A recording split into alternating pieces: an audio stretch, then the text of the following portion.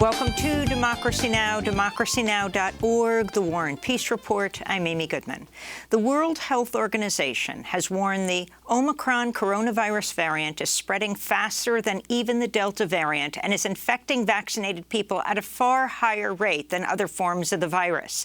WHO Director General Dr. Tedros Adhanom Ghebreyesus called on governments to require more public health measures and said many holiday festivities should be canceled. An event cancelled is better than a life cancelled. It's better to cancel now and celebrate later than to celebrate now and grieve later. Here in the United States, the Centers for Disease Control is warning Omicron has overtaken Delta as the dominant coronavirus variant, accounting for nearly 3/4 of new infections.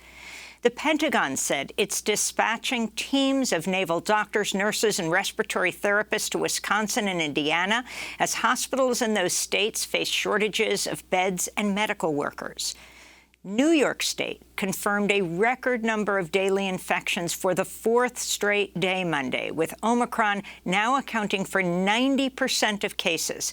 Among those testing positive was Dr. Mary Bassett, New York's acting health commissioner.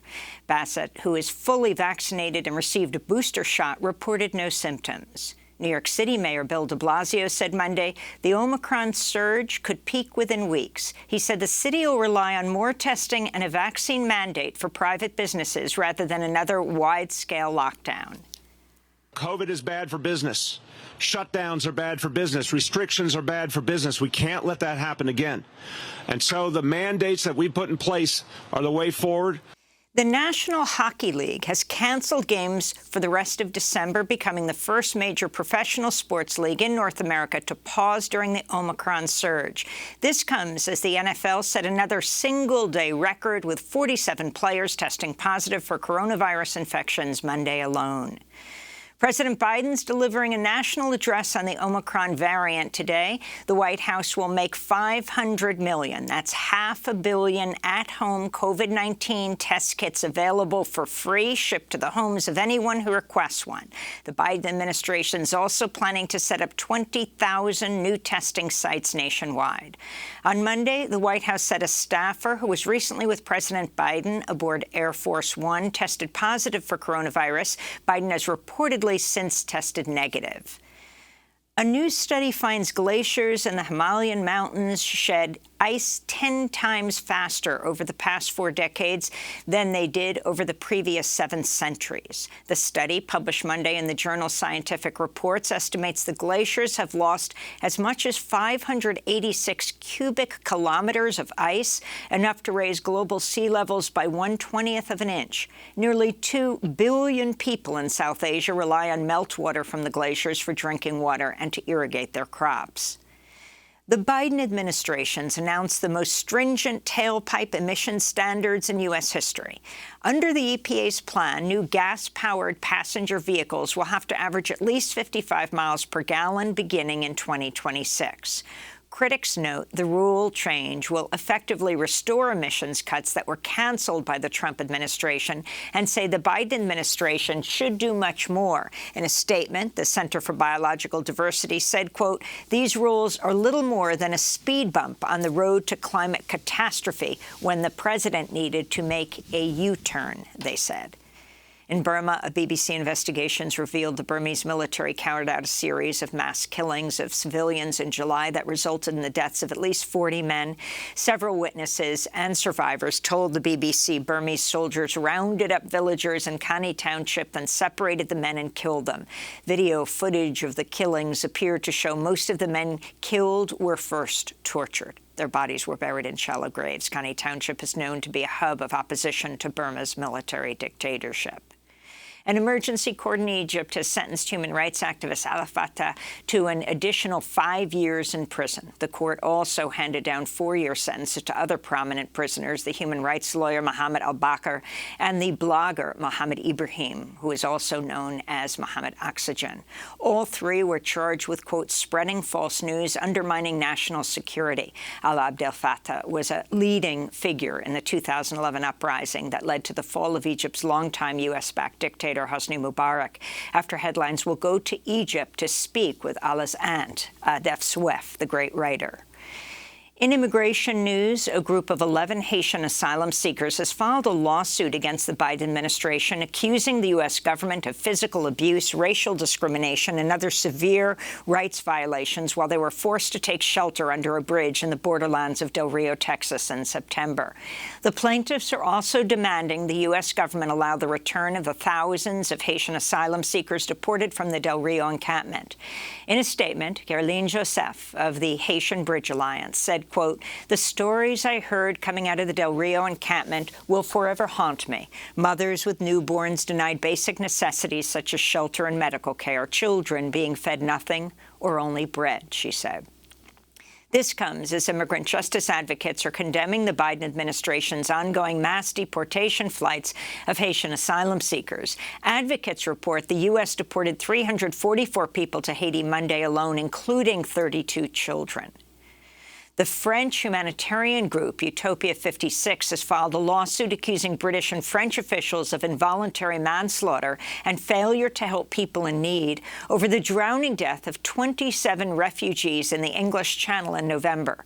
According to the only two survivors, refugees made distress calls to French and English rescue services after their boat capsized and started sinking in the waters off the French port city of Calais.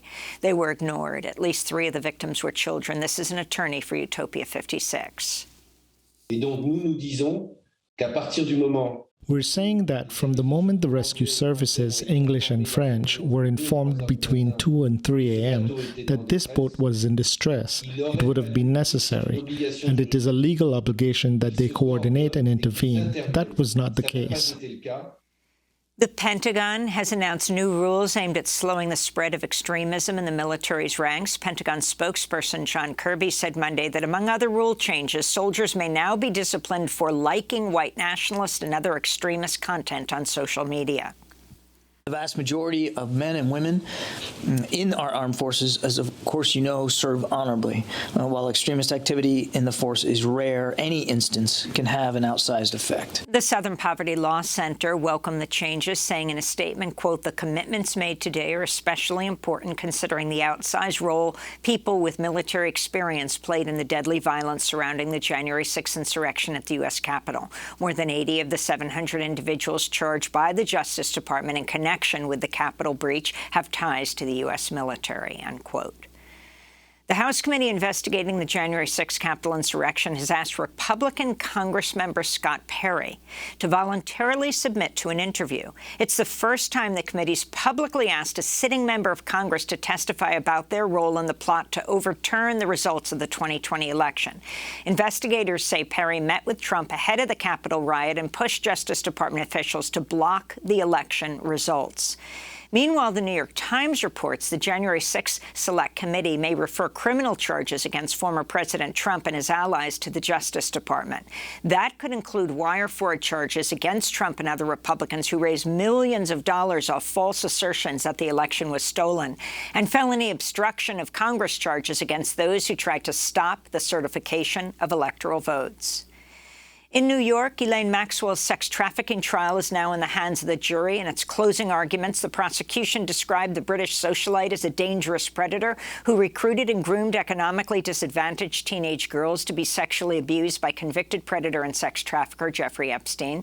Maxwell faces up to 70 years in prison if convicted of all counts, including sex trafficking of a minor. Actor Chris Noth has been dropped from the CBS drama The Equalizer after being accused of sexual assault by at least 3 women in the past week. Noth is best known for portraying the character of Mr. Big in the HBO Max series Sex and the City and its sequel, which premiered earlier this month. The show's debut triggered 2 of Noth's accusers to come forward in a detailed story published by The Hollywood Reporter last week. A third accuser then spoke to the Daily Beast. None of them have revealed their real names. Noth has also been dropped by his talent management firm, as well as the exercise equipment company Peloton, which has pulled his ads. In Minnesota, jury deliberations begun in the manslaughter trial of former Brooklyn Center police officer Kim Potter, who fatally shot 20-year-old black father Dante Wright during a minor traffic stop in April. During closing arguments, prosecutor Erin Eldridge rejected Potter's claims that she meant to fire her taser, not her pistol, at Wright. It's manslaughter. That she was an officer does not make it okay.